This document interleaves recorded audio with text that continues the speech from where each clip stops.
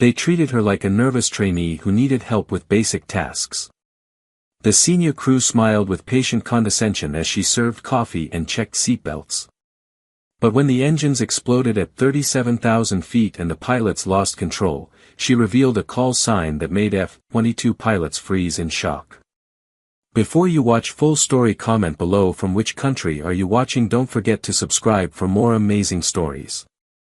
Maya Chen walked through the crew briefing room at Dallas-Fort Worth International Airport with her brand new flight attendant uniform perfectly pressed and her identification badge still shiny from the lamination process. The other crew members barely glanced at her as she took her seat for the pre-flight briefing, their expressions showing the familiar mixture of polite indifference and slight impatience that experienced aviation professionals reserve for newcomers who would probably need extra guidance throughout the flight. She had joined the airline only 3 weeks ago, and everyone treated her exactly as they treated all new hires, someone who needed patient explanations about procedures they had performed thousands of times, someone who might need reminding about safety protocols and passenger service standards, someone who was still learning the difference between theoretical training and actual operational reality at 35,000 feet. Captain Robert Harrison reviewed the flight plan for their route from Dallas to Seattle while First Officer Jennifer Parks nodded along, both of them veteran pilots with combined experience exceeding 40 years in commercial aviation. The senior flight attendant, Patricia Morgan, sat beside Maya and whispered quiet reminders about the beverage service timing and the specific preferences of their regular business class passengers, speaking with the kind of gentle condescension that suggested she assumed Maya might forget these details under the pressure of actual service. Maya listened politely and nodded appropriately, asking occasional questions that made her seem eager but inexperienced, never revealing that she had once coordinated far more complex operations while flying at speeds that would make this Boeing 777 seem like it was standing still. Her previous life remained completely hidden behind her friendly smile and her careful attention to Patricia's explanations about coffee versus tea preferences and the proper way to secure the galley carts during turbulence. The passenger boarding process began exactly on schedule, and Maya took her position near the business class section, greeting travelers with warm efficiency while Patricia watched her performance with the critical eye of someone evaluating a trainee's ability to meet professional standards. Several passengers asked Maya questions about seat assignments and overhead bin space, and she answered each inquiry with helpful accuracy, though Patricia still felt compelled to step in occasionally with additional clarifications, as if Maya might not have provided complete information. The other flight attendants exchanged knowing glances that suggested they remembered their own early days of feeling overwhelmed by the constant demands and the need to project calm confidence even when uncertainty bubbled beneath the surface. Nobody suspected that Maya had once operated in environments where split-second decisions meant the difference between mission success and catastrophic failure, where her call sign had become legendary among combat aviators who studied her achievements during their advanced training programs. Flight 2847 pushed back from the gate with 283 passengers aboard, the massive aircraft beginning its taxi toward runway 31 left under Captain Harrison's experienced command. Maya completed her safety demonstration in the business class cabin with smooth professionalism, her movements precise and her explanations clear, though Patricia still hovered nearby as if ready to correct any potential mistakes that might emerge from a new hire's nervousness. The takeoff proceeded normally, the powerful engines lifting the 700,000-pound aircraft into the afternoon sky above Texas, the landing gear retracting with solid mechanical precision as Dallas disappeared beneath the clouds. Maya moved through the cabin checking seatbelts and securing loose items, performing the routine tasks that seemed so simple yet required constant attention to detail, tasks that kept her true capabilities completely hidden behind the role of the helpful new girl who was still proving herself worthy of the uniform she wore. The first indication of trouble came 90 minutes into the flight when the aircraft was cruising over Colorado at 37,000 feet, a routine segment of the journey where passengers had settled into their books and movies and meals while the crew prepared the beverage service. A sharp metallic bang echoed through the fuselage, followed immediately by violent shuddering that sent unsecured items flying across the cabin and triggered immediate alarm among the passengers who grabbed their armrests and looked around with frightened confusion. Captain Harrison's voice came over the intercom with forced calm, explaining they had experienced some minor technical difficulty and asking everyone to return to their seats and fasten their seatbelts, though the continuing vibrations made it clear this was more than a minor issue. Maya moved through the aisle with steady purpose, helping passengers secure themselves and retrieving fallen belongings, her demeanor projecting exactly the right mixture of alertness and reassurance even as her trained mind instantly recognized the signatures of catastrophic mechanical failure that exceeded normal commercial aviation emergencies. In the cockpit, Captain Harrison and First Officer Parks stared at their instrument panels with growing horror as multiple warning lights illuminated in rapid succession, each alert indicating failures that should never occur simultaneously during normal operations. The No. 2 engine had suffered a catastrophic turbine failure, sending shrapnel through critical hydraulic lines and severing connections to backup systems that were supposed to provide redundancy during emergencies. The aircraft's primary flight control system began displaying error messages as hydraulic pressure dropped across multiple circuits, and the backup electrical generators showed fluctuating output that suggested the engine explosion had caused more widespread damage than initially apparent. Captain Harrison's hands moved across the controls with practiced efficiency as he attempted to implement the emergency procedures he had trained for throughout his career, but the cascading failures kept accelerating beyond the scenarios covered in any training manual or simulator program he had ever experienced.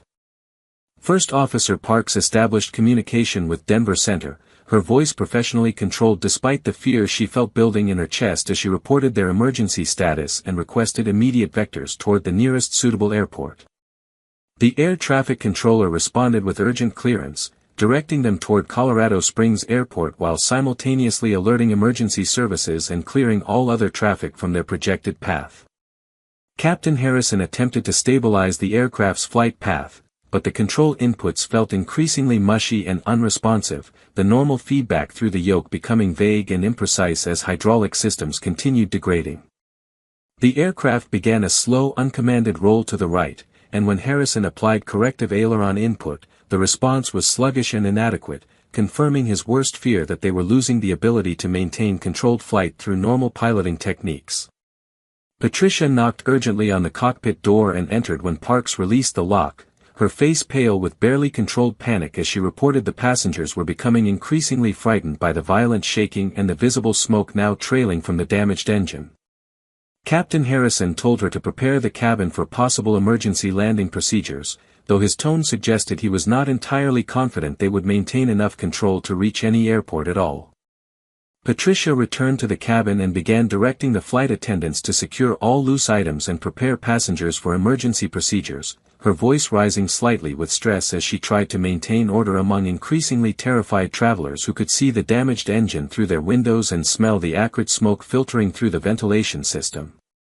Maya moved through her assigned section with calm efficiency, her actions perfectly matching the expected behavior of a new flight attendant following emergency protocols, though her eyes continuously assessed structural integrity and system performance with the kind of analytical precision that came from years of operating in far more dangerous environments. The aircraft's condition deteriorated rapidly over the next 10 minutes as additional systems failed in cascading sequence, each new malfunction compounding the previous problems and pushing the situation beyond anything Captain Harrison or First Officer Parks had encountered in their combined decades of flying. The No. 1 engine began showing abnormal vibration patterns that suggested it too had sustained damage from the initial explosion, and when Parks attempted to adjust the thrust settings, the engine responded erratically before settling into an unstable operating state that could fail completely at any moment. The hydraulic pressure continued dropping despite emergency procedures, and the flight control surfaces were becoming increasingly unresponsive to pilot inputs, the massive aircraft behaving more like a wounded bird than a sophisticated modern airliner designed with multiple redundancies and fail-safe systems. Harrison and Parks exchanged glances that communicated what they both understood but did not want to say aloud. They were rapidly approaching a point where maintaining controlled flight would become impossible using conventional piloting techniques.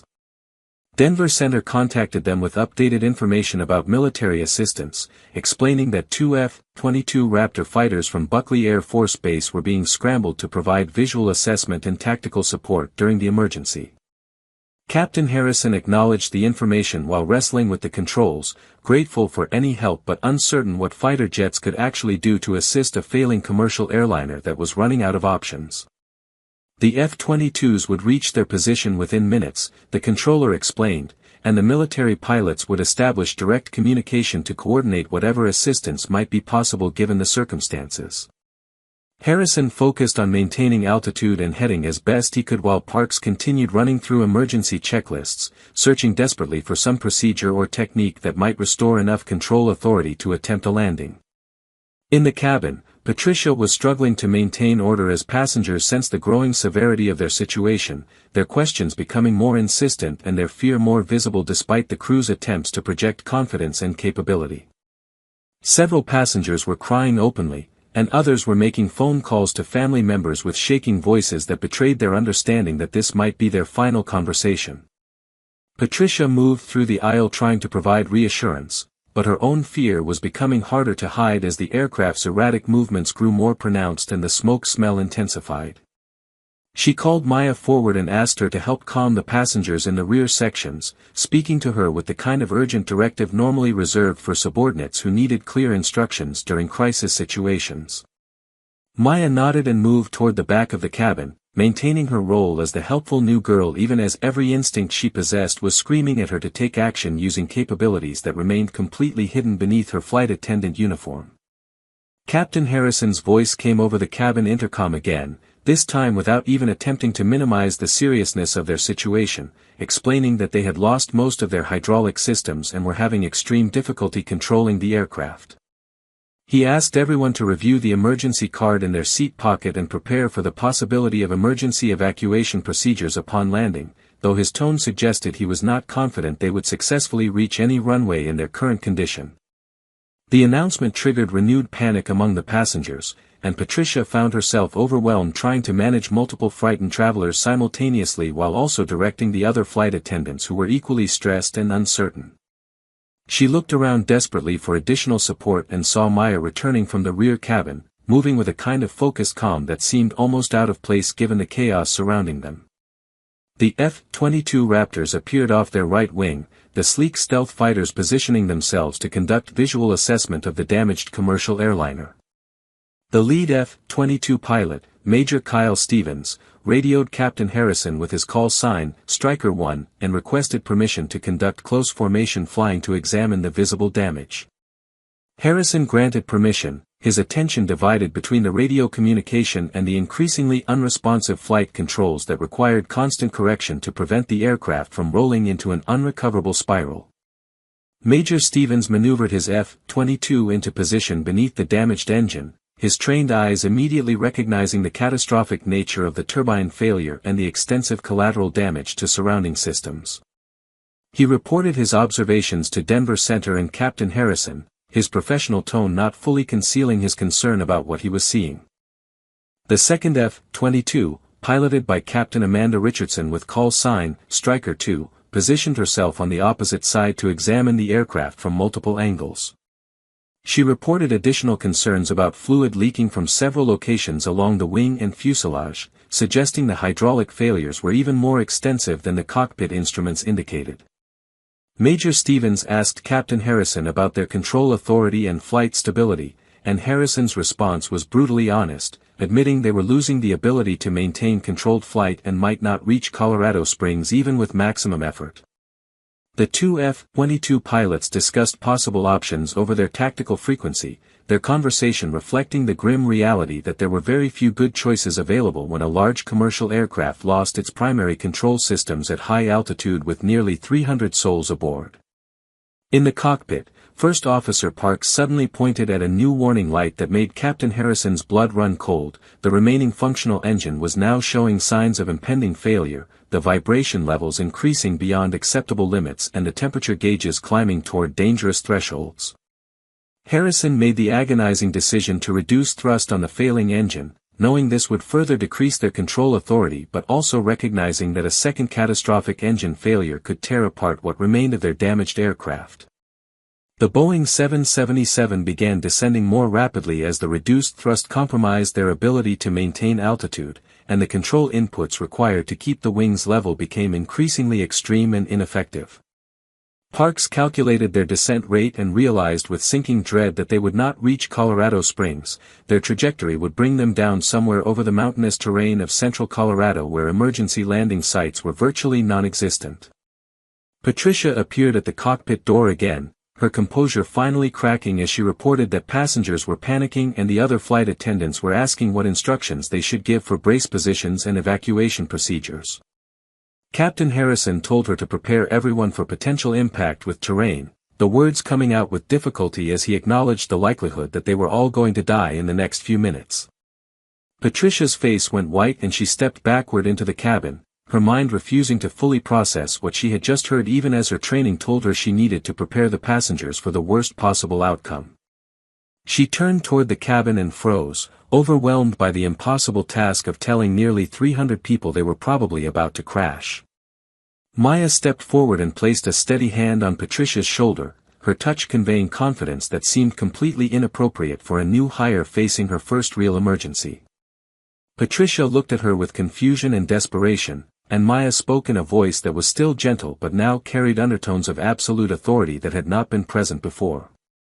She told Patricia to have all the flight attendants move passengers into brace positions and prepare the emergency exits, and then she moved past the senior flight attendant toward the cockpit with determined purpose that suggested she was no longer content to maintain her cover as the inexperienced new girl.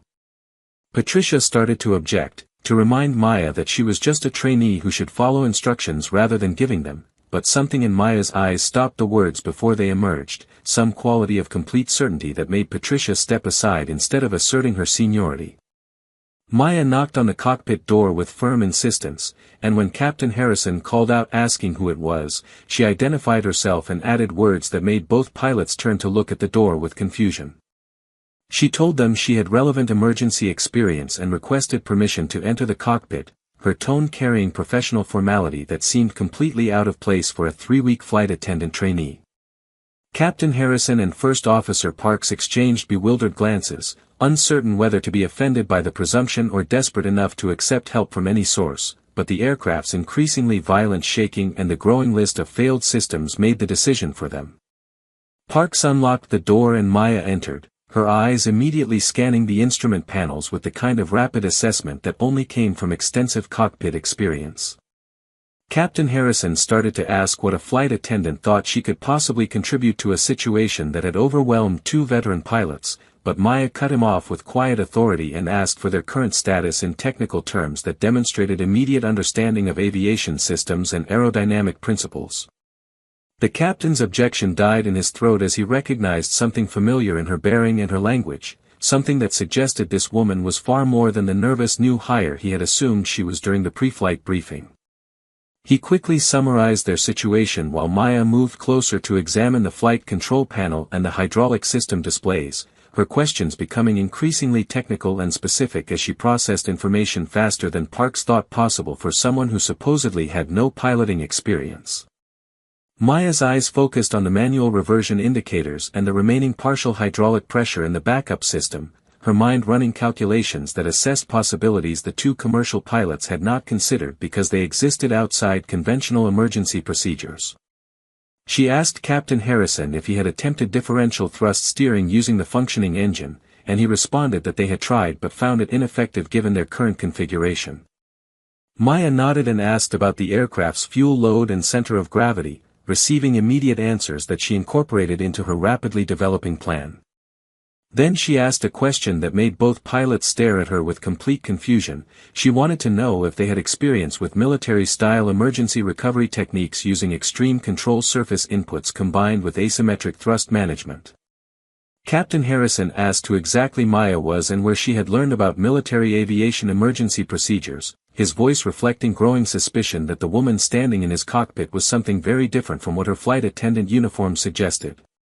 Maya met his gaze steadily and explained that she needed to use emergency communication protocols to contact the F-22 pilots directly, and that she required immediate access to their radio systems to transmit specific information that would clarify her credentials and her authority to take command of this situation.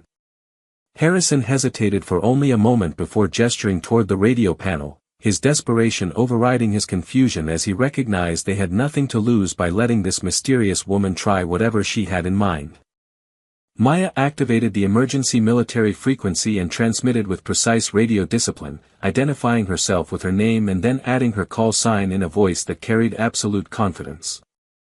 She said, "Striker 1 and Striker 2, this is Phantom, requesting tactical support authorization under emergency combat recovery protocols. The radio fell silent for 3 long seconds, and then Major Stevens' voice came back with unmistakable shock and disbelief, asking for confirmation and verification of the call sign that every fighter pilot in the United States Air Force knew from their advanced training programs and their study of legendary combat operations. Maya repeated her call sign and added her service number and her last operational unit, information that made Captain Harrison and First Officer Parks turn to stare at her with complete bewilderment as they tried to process what they were hearing. Major Stevens transmitted again, his voice now filled with profound respect that bordered on reverence, confirming that he had verified her identity through military databases and that Phantom was indeed aboard the failing commercial aircraft.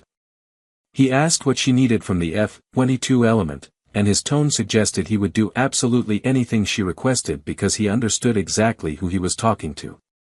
Maya outlined her requirements with rapid precision, requesting the F-22s to provide visual feedback on control surface movement during her recovery attempts, to monitor their flight path for ground clearance, and to relay real-time data to Colorado Springs Emergency Services about their probable touchdown location.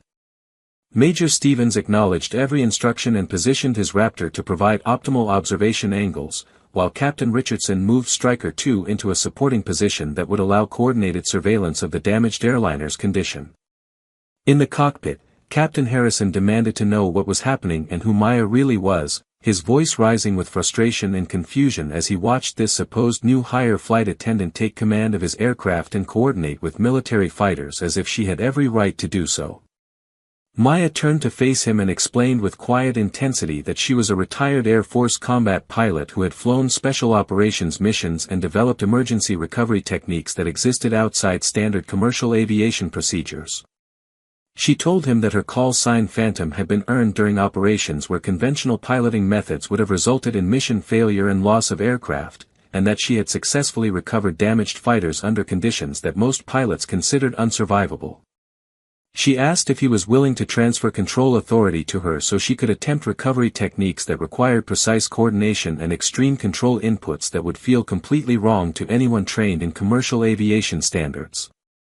Captain Harrison looked at First Officer Parks, seeing his own desperation reflected in her eyes, and then looked back at Maya with the expression of a man who had just been thrown a lifeline he did not fully understand.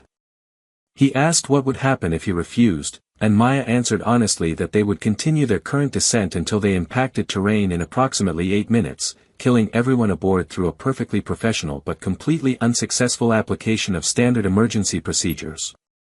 Harrison held her gaze for another 3 seconds, then nodded and formally transferred control of the aircraft to her, moving his hands away from the controls while telling Parks to monitor systems and provide whatever support Maya requested. Maya took the captain's seat with smooth efficiency, her hands immediately moving to the controls with practiced familiarity that made it clear she had spent thousands of hours in command positions despite her current role as the airline's newest flight attendant. The first thing Maya did was reduce their descent rate using a combination of partial hydraulic control and asymmetric thrust manipulation that created artificial stability through methods that existed completely outside commercial pilot training programs. She used tiny inputs on the working control surfaces, combined with precise thrust adjustments that generated differential forces, creating a kind of dynamic equilibrium that arrested their descent temporarily while she assessed their options. Captain Harrison watched with growing amazement as techniques he had never imagined possible actually produced measurable results, the aircraft's wild rolling tendency diminishing slightly as Maya found the exact combination of inputs that worked within their catastrophically damaged configuration. She transmitted to Major Stevens, asking for real-time feedback on how her control surface movements were actually translating to aircraft response since the cockpit indicators were no longer reliable. Major Stevens provided continuous commentary from his observation position, describing exactly what he saw happening with the wings and tail surfaces as Maya experimented with different input combinations. His professional pilot's eye could identify movements that were invisible to the damaged aircraft's own sensors, and his real-time information allowed Maya to refine her technique with precision that would have been impossible without external visual reference. She asked Captain Richardson in Stryker 2 to identify potential landing sites within their reduced range, requesting information about any flat areas that might support emergency touchdown even if they lacked proper runway facilities. Richardson began scanning the terrain ahead, her advanced sensors identifying several possibilities while simultaneously calculating approach vectors that might work given the commercial aircraft's limited maneuverability. Maya began executing a controlled turn toward the most promising landing site Richardson had identified, a relatively flat valley about 40 miles ahead that offered several thousand feet of open terrain suitable for emergency landing. The turn required coordination between thrust, rudder, and aileron that seemed to violate everything Captain Harrison understood about aircraft control, but somehow Maya made the inputs work together to produce the desired heading change without losing too much altitude or triggering the uncontrollable roll they had been fighting. She explained to Harrison and Parks what she was doing as she worked, describing how combat damage recovery required thinking about aircraft control as a dynamic balance of forces rather than a simple relationship between control inputs and desired responses. She told them about missions where she had brought damaged aircraft home using similar techniques, flying fighters that had lost hydraulics or suffered battle damage that eliminated normal control authority. Patricia's voice came over the intercom asking what was happening and whether they should prepare for imminent impact, her tone desperate and terrified as the passengers' panic reached critical levels. Maya keyed the cabin microphone and spoke with calm authority that projected confidence throughout the aircraft, explaining that they were executing advanced emergency recovery procedures and that everyone should remain in brace position while trusting the flight crew to bring them down safely. Her voice carried such absolute certainty that even the most frightened passengers felt their panic recede slightly, replaced by fragile hope that perhaps they might actually survive this nightmare. Patricia listened from the cabin and felt her own terror diminish as she recognized something in Maya's tone that transcended normal flight attendant training, some quality of command presence that came from leading people through genuinely dangerous situations and bringing them home alive. The aircraft continued descending toward the valley Richardson had identified, and Maya began configuring their approach using every remaining functional system while working around the catastrophic failures that had defeated conventional recovery attempts. She extended partial flaps using emergency backup systems that most commercial pilots did not even know existed, creating just enough additional lift to reduce their sink rate without triggering additional stress on the damaged structure. She asked Major Stevens to describe their actual flight path relative to the terrain, knowing the cockpit instruments were providing unreliable altitude information that could lead them into controlled flight into terrain if she trusted them blindly. Stevens became her eyes and her altitude reference, providing continuous updates about clearance above ridges and elevation above the valley floor as Maya guided the massive airliner toward emergency touchdown. The final approach required flying techniques that would have looked completely wrong to any airline check pilot watching from the ground. Maya used aggressive side-slip maneuvers to control descent rate while maintaining enough forward speed to preserve control authority, her hands moving constantly on the controls to counter the aircraft's tendency to roll or yaw unpredictably. Captain Harrison wanted to offer suggestions or corrections but forced himself to remain silent as he watched Maya perform a kind of aerial ballet that managed to keep them moving in approximately the right direction despite having almost no normal control capability. First Officer Parks called out altitude and airspeed as best she could determine from instruments she no longer fully trusted, her voice tight with tension as she watched the valley floor rising toward them at speeds that seemed too fast for any survivable landing. Maya transmitted to Striker 1 and Striker 2, thanking them for their support and asking them to relay final position information to rescue services because she would be too busy in the next minute to communicate with anyone. Major Stevens acknowledged and told her that every fighter pilot in the Air Force would be honoring her memory if this went badly, his voice breaking slightly as he struggled with the emotions of watching a legendary aviator possibly about to die. Maya responded with dry humor that she had no intention of becoming a memorial anecdote, and that she would appreciate it if he bought her a drink after the rescue crews finished their work. Then she focused entirely on the landing sequence, her world narrowing to the controls in her hands and the rapidly approaching ground that would either support their survival or end 300 lives in the next 30 seconds. The Boeing 777 touched down in the valley with violent force that shattered the landing gear and sent debris flying in all directions, but Maya kept the wings level using techniques that prevented the aircraft from cartwheeling or breaking apart during the initial ground contact. The fuselage screeched across rocky terrain while metal tore and engines separated from their mountings, but the passenger compartment remained largely intact as Maya used differential braking and asymmetric thrust to keep them moving in something resembling a straight line. Fire erupted from the separated engines and hydraulic fluid ignited in spectacular flames, but the emergency fuel dump she had executed during final approach had minimized the available combustible material that could transform the crash site into an inferno. The aircraft finally ground to a halt after sliding nearly 1,000 feet, broken and destroyed but still recognizable as an airplane rather than scattered wreckage. Maya immediately ordered evacuation through the cabin intercom, her voice cutting through the passengers' shock and confusion with commands that triggered automatic responses even from people too dazed to think clearly. Patricia and the other flight attendants deployed emergency slides and began directing passengers toward exits, their training overcoming their trauma as they focused on getting everyone away from the burning wreckage. Captain Harrison and First Officer Parks sat frozen in their seats for several seconds, unable to process what had just happened, before Maya physically pulled them from their chairs and pushed them toward the cockpit escape hatch. She stayed behind to verify all passengers were evacuating, moving through the tilted cabin checking seats while smoke began filling the interior, her priority entirely focused on ensuring every single person got out alive. The last passengers cleared the emergency slides and scattered across the valley floor just as the fire spread toward the fuselage, and Maya finally exited through the rear galley door moments before flames engulfed that section of the aircraft. She stumbled away from the burning wreckage and fell to her knees in the dirt, her body suddenly responding to the massive adrenaline release now that immediate danger had passed. Patricia ran toward her and dropped down beside her, asking if she was injured, but Maya shook her head and looked around to count the people scattered across the valley. Captain Harrison approached with First Officer Parks, both of them staring at Maya as if seeing her for the first time, their expressions mixing gratitude and bewilderment and profound respect for this woman they had dismissed as an inexperienced new hire just hours earlier. The F-22 Raptors circled overhead as rescue helicopters began arriving with emergency medical teams, and Major Stevens transmitted congratulations to Phantom for achieving what he called the most remarkable emergency landing he had witnessed in his entire military career. Maya used Harrison's radio to thank the fighter pilots for their essential support, acknowledging that she could never have succeeded without their real-time information and tactical coordination.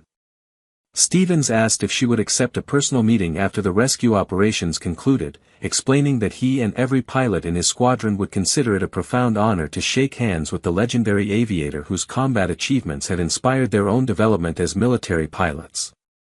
Maya agreed with quiet humor, suggesting they could meet at whatever bar was closest to wherever the rescue teams transported the survivors. Patricia sat beside Maya in the dirt and finally asked the question that every crew member was thinking: who was Maya really and why had she been working as a new flight attendant when she possessed capabilities that exceeded anything they had imagined possible? Maya explained with gentle honesty that she had retired from the Air Force after completing missions she could not discuss in detail, and that she had taken the airline job because she missed being around aircraft and serving passengers even if the work was different from her previous career. She admitted that she had deliberately concealed her military background because she wanted to prove herself through normal performance rather than trading on past achievements, and because she genuinely enjoyed working as a flight attendant without the weight of expectations that came with her legendary reputation. Patricia listened with tears streaming down her face, understanding finally that the patient new girl she had been condescending to all morning was someone whose courage and skill had just saved her life and the lives of everyone aboard. The rescue helicopters began evacuating injured passengers while emergency vehicles arrived carrying medical supplies and equipment, their crews working with organized efficiency to provide immediate care and transport everyone to proper hospital facilities. Captain Harrison stood near Maya and formally thanked her for taking command when he had failed, acknowledging that his conventional training had been completely inadequate for the catastrophic failures they had experienced. Maya told him that he had made the right decision by trusting her even when nothing made sense, and that his willingness to transfer authority had been the crucial factor that gave them any chance of survival. She explained that most pilots would have refused to relinquish control even while dying, unable to overcome their training and accept that unconventional approaches might offer solutions when conventional methods failed completely. The emergency responders completed their initial triage and confirmed what seemed impossible given the violence of the crash landing. Every passenger and crew member had survived with injuries ranging from minor to serious but none immediately life-threatening. The news spread through the crowd of survivors, producing reactions that ranged from hysterical laughter to sobbing relief as people realized they were actually alive despite the burning wreckage and the shattered aircraft scattered across the valley. Patricia hugged Maya with fierce gratitude, no longer caring about crew hierarchy or experience levels, seeing only the woman who had somehow brought them through disaster when death had seemed absolutely certain. The other flight attendants gathered around Maya with similar expressions of profound thanks, their earlier dismissive attitudes toward the new girl completely replaced by reverence and respect.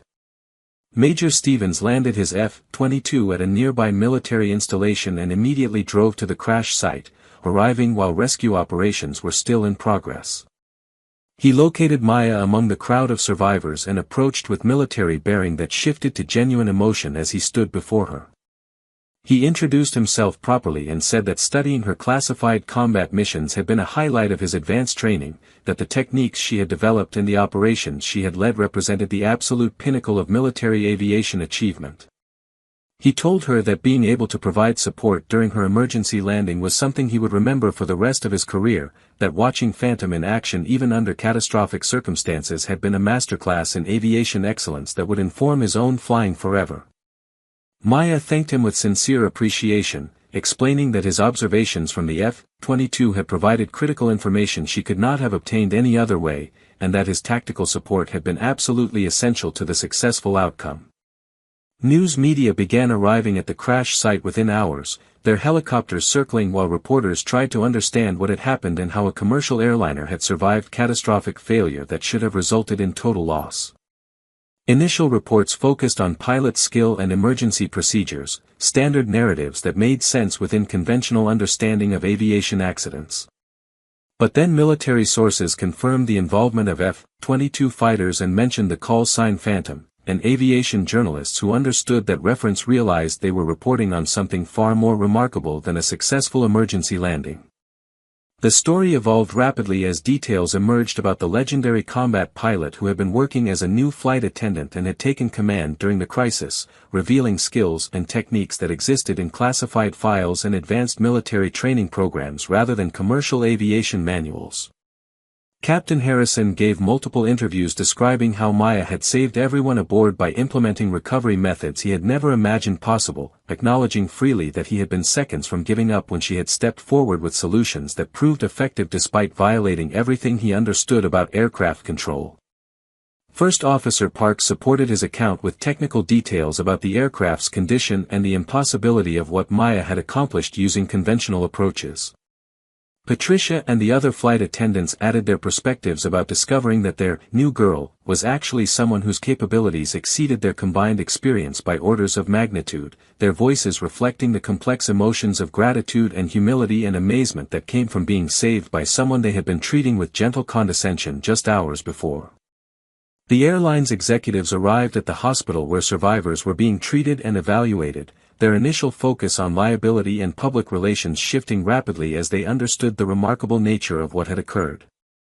The CEO personally met with Maya and offered profound thanks for her heroic actions, acknowledging that she had preserved not only 300 lives but also the airline's reputation and future viability by preventing a catastrophic accident that would have destroyed public confidence. He asked what the airline could do to recognize her achievements and honor her service, suggesting promotions or special assignments or whatever accommodation she might request. Maya listened politely and explained that she had enjoyed working as a flight attendant and hoped to continue in that role once she recovered from the day's excitement, that she had no desire for special treatment or positions that would separate her from the normal crew community she had appreciated even during her brief tenure. The Federal Aviation Administration launched immediate investigation into the aircraft failure, their teams examining the wreckage to understand the sequence of malfunctions that had created the catastrophic emergency. Their initial findings confirmed Captain Harrison's assessment that the cascading failures had exceeded anything covered by standard emergency procedures, representing a combination of circumstances that would have overwhelmed even the most experienced commercial pilots using conventional recovery techniques. The investigators interviewed Maya extensively about the methods she had employed, recognizing that her approach contained lessons that could inform future training programs and emergency protocols even if implementing them required significant rethinking of established aviation doctrines.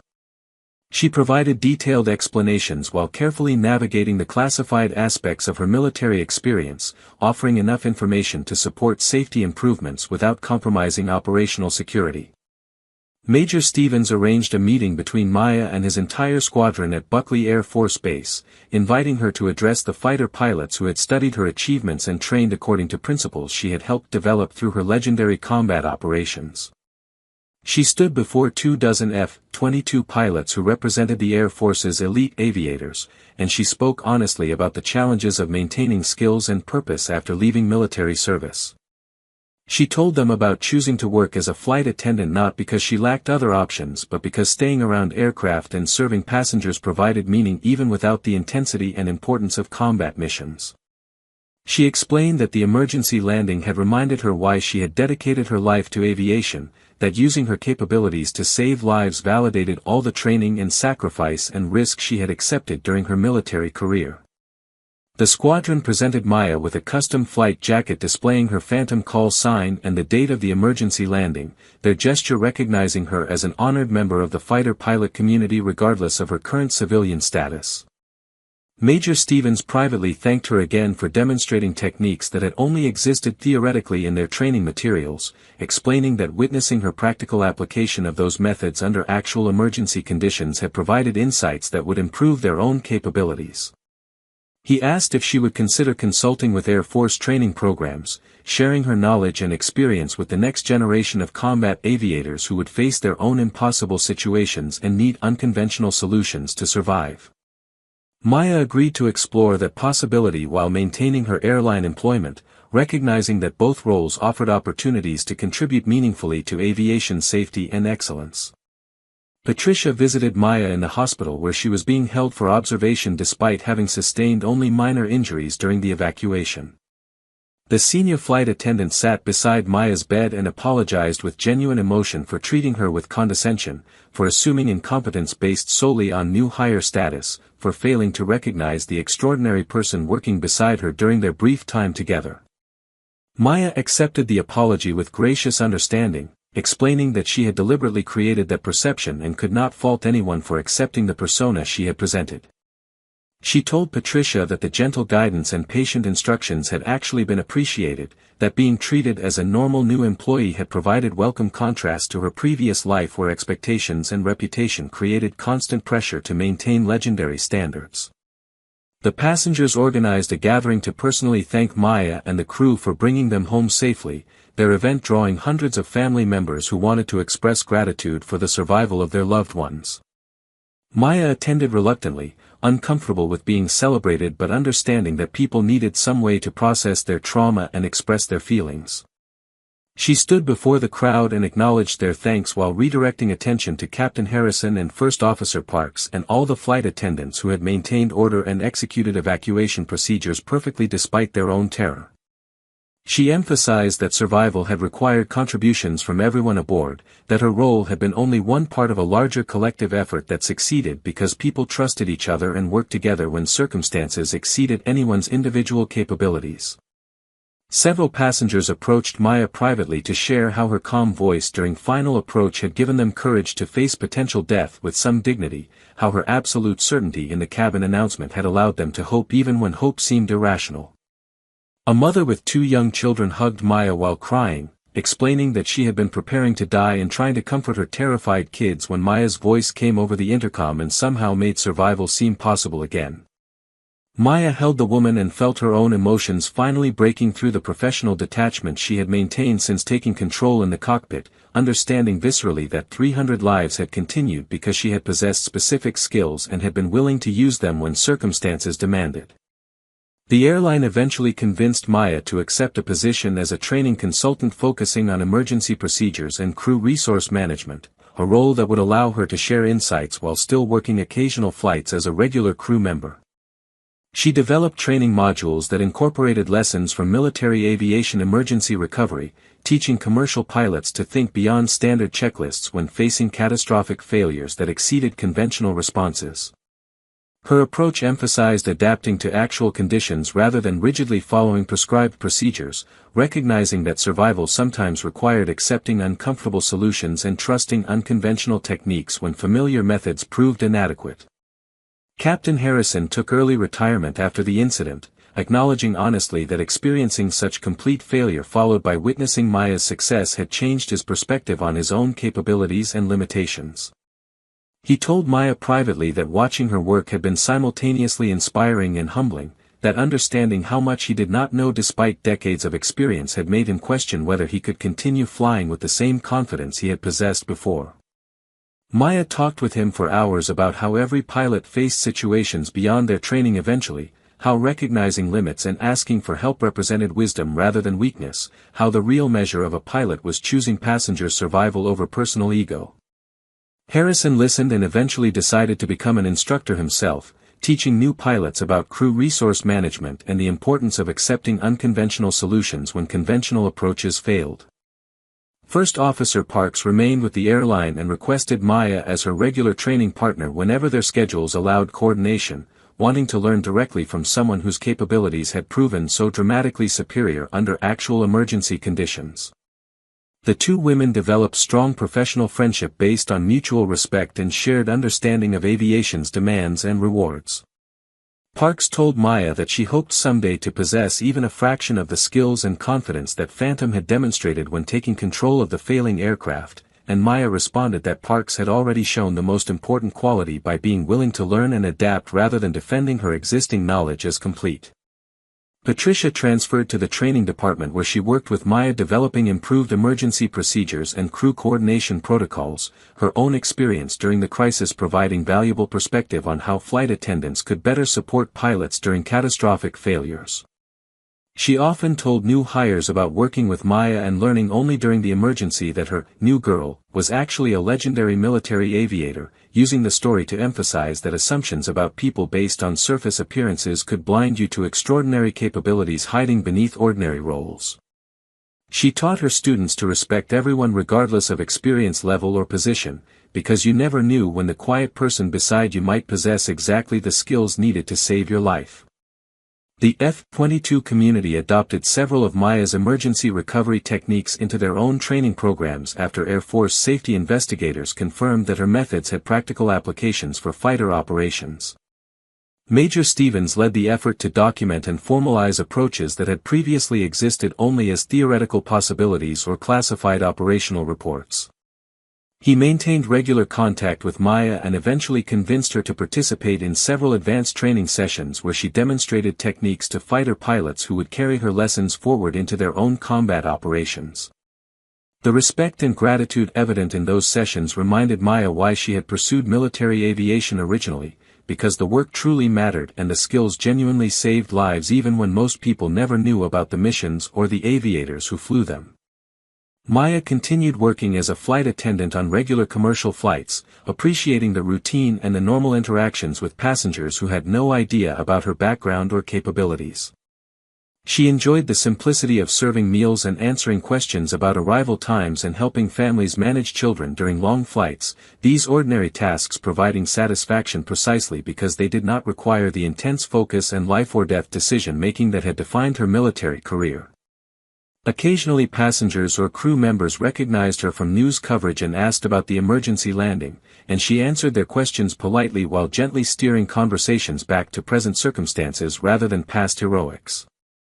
The call sign Phantom became permanently associated with that emergency landing in aviation communities, the story spreading through pilot networks and training programs as an example of how unconventional thinking and exceptional skill could overcome seemingly impossible circumstances.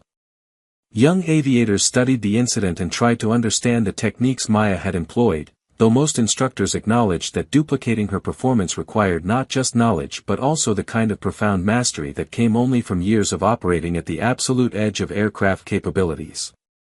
Maya herself emphasized in interviews and training sessions that survival had depended not on individual heroics but on teamwork between herself and the F-22 pilots and Captain Harrison's willingness to transfer control and Patricia's effective cabin management and dozens of other factors that created the possibility of success.